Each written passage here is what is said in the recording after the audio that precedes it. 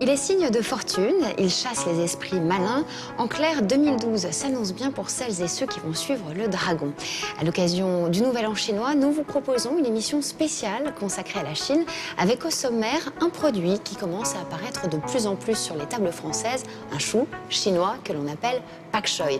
Nous retrouverons également nos 3 experts de l'édition qui se sont mis à l'heure chinoise et bien évidemment Régis, qui vous l'imaginez, a préparé un shopping spécial. Mais pour l'heure, parlons d'une tendance qui s'affirme clairement en France, celle du dim sum, petite bouchée traditionnelle. En Chine, on les consomme avec du thé le matin ou au déjeuner. Ces ravioles cuites à la vapeur ou en friture pourraient bien détrôner le sushi. Les dim sum débarquent, c'est le sujet de la semaine. Dim sum, retenez bien ce nom, c'est la dernière tendance importée de Chine qui va remplacer la folie sushi. En fait, vous connaissez déjà, les raviolis que vous commandez en entrée dans les traiteurs chinois, eh bien c'est des dim sum. Alors on reprend les bases avec Wei Ming et après on va voir ça de plus près. Le dim sum, au départ, c'est une tradition culinaire, en fait, ce sont des repas. Le dim sum, ça veut dire toucher le cœur, donc ce sont des petites bouchées qu'on grignote littéralement, en général en buvant le thé.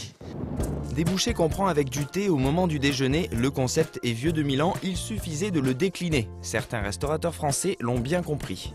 On s'est aperçu qu'il y avait donc ce produit, le dim sum, qui est quelque chose de très courant en fait en Chine. Et nous, on trouvait que c'était pas mal parce qu'il y avait un côté très proche du sushi en fait, mais cuit. Et ça n'existait pas à Paris. Ce qui nous a plu dans le produit, c'était le côté partage, le côté pièce qu'on pouvait manger comme ça, soit sur le pouce ou soit vraiment en s'attablant à partager avec des amis. En gros, que vous veniez seul ou entre amis, que vous ayez très faim ou peu d'appétit, les dim sum, ça marche. Un succès déjà remarqué outre-Manche puisqu'on en mange depuis 10 ans à Londres. Aujourd'hui, ils arrivent chez nous de tous côtés, on peut même manger des dim sum dans un palace de la capitale.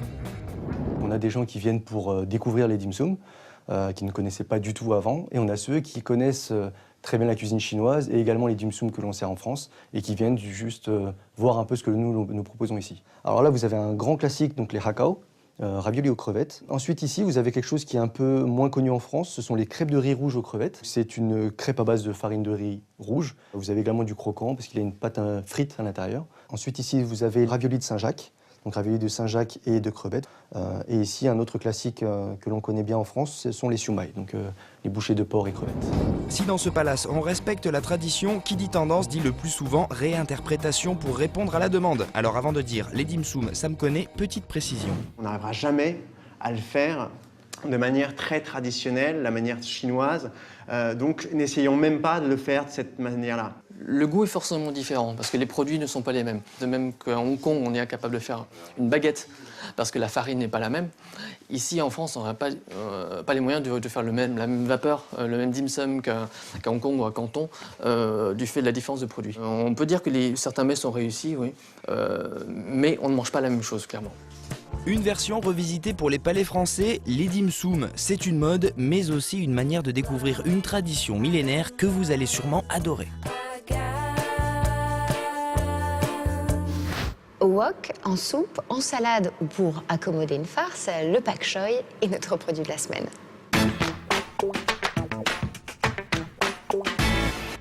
Cette semaine, nous allons parler légumes. De la famille du chou, il nous vient de Chine, il s'appelle le pak choy. Margot Zhang nous le présente. C'est un des légumes de base en Chine. C'est un légume de toute la saison, donc on peut consommer presque à la longueur de l'année. En fait, cette variété, en Chine, on l'appelle chou de Shanghai. Cette variété, on l'appelle petit chou de pak choy. Alors, donc, celui-là est légèrement, on sent un tout petit peu de moutarde, oui. Et celle-là, c'est plutôt doux, hein, très doux. Pour fêter l'année du dragon, retrouverons-nous le pak choy sur les tables chinoises. Le repas de Nouvel An chinois est vraiment très très copieux. On consomme beaucoup de viande, beaucoup de poissons, des choses assez gras. Alors donc du coup, ce légume est très préféré pour le côté léger, le côté un peu sain. Hein. Et surtout, le mot fortune en chinois a la même prononciation que le mot bok choy. Donc quand on dit bok choy, pour les Chinois, ça signifie aussi un symbole de fortune. Donc c'est vraiment un légume indispensable pour le repas de Nouvel An chinois. Comment prépare-t-on le pak choy? On peut manger tout simplement cru, comme une salade. Alors donc on coupe les tiges, les feuilles en petits morceaux et on assaisonne avec l'huile de sésame et un peu de sauce de soja. Aussi, on fait sauter, on met d'abord les tiges, ensuite les feuilles parce que les tiges cuisent plus longtemps. Et après, sauce de soja, un peu de bouillon de volaille et ça c'est très vite aussi. Une autre façon, c'est on les confectionne comme une farce. Pour les raviolis, pour les petits pains fourrés à la vapeur, donc souvent associés avec les champignons parfumés. Merci Margot. Ils n'ont pas appris le mandarin, mais cela ne les a pas empêchés de trouver en rayon des livres sur la cuisine chinoise. Déborah, Cécile et Bruno les ont ouverts pour vous.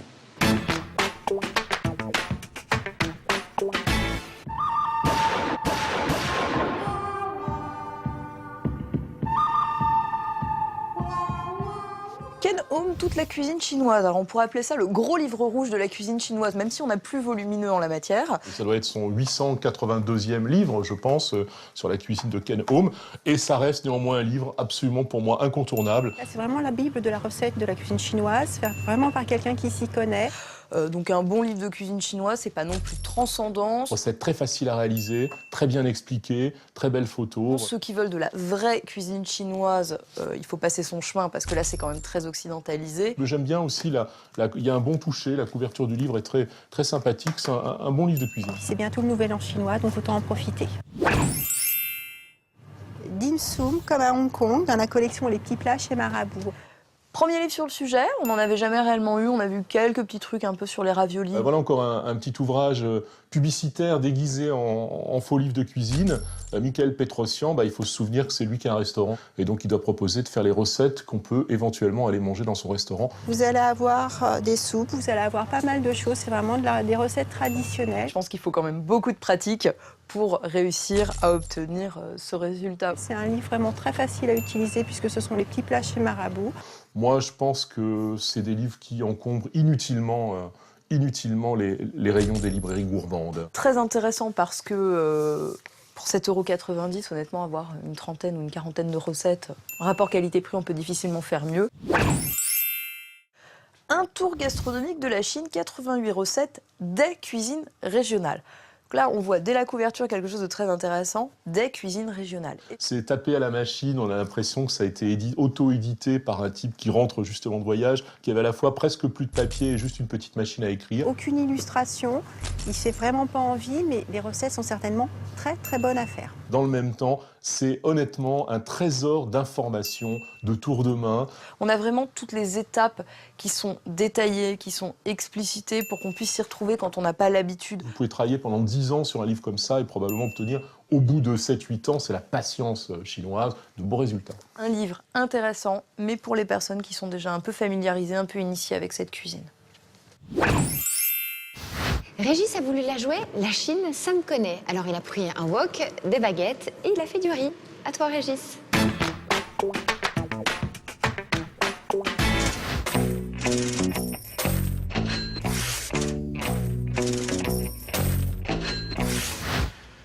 Impossible de parler de la Chine sans parler du wok.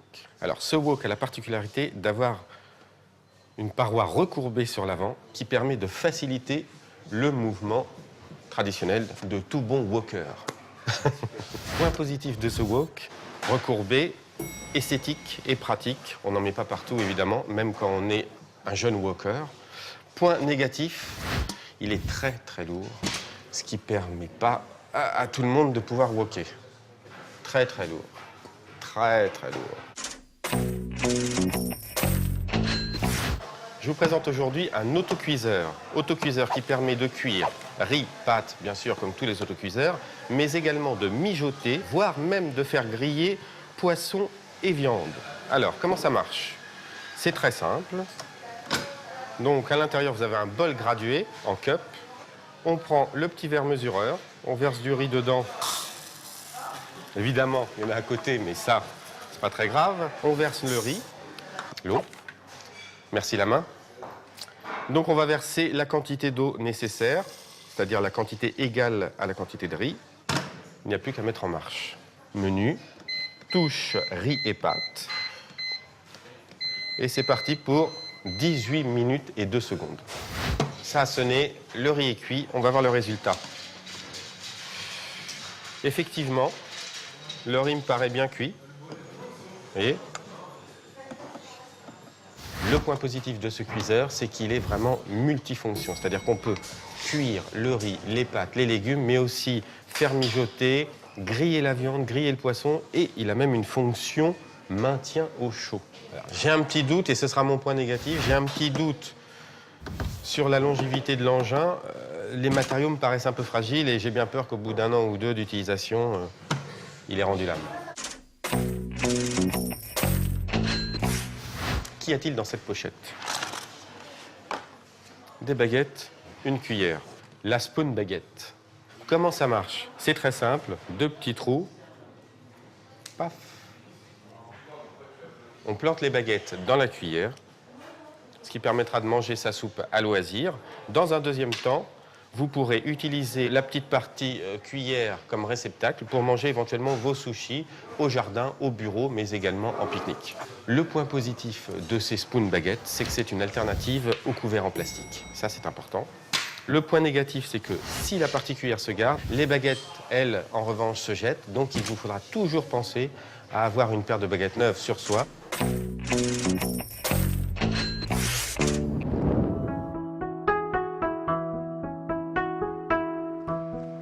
Merci Régis. Allez, une autre info étonnante avant de se quitter. On parle peu du vin chinois et cela va peut-être changer. Lors d'un concours récent à Pékin, les vins chinois ont tout simplement détrôné les plus grands vins de Bordeaux. Le jury était mixte, français et chinois, alors rien à dire. Merci de nous avoir suivis. On se retrouve la semaine prochaine. Mais d'ici là, n'oubliez pas, mangez, souriez et surtout, cuisinez.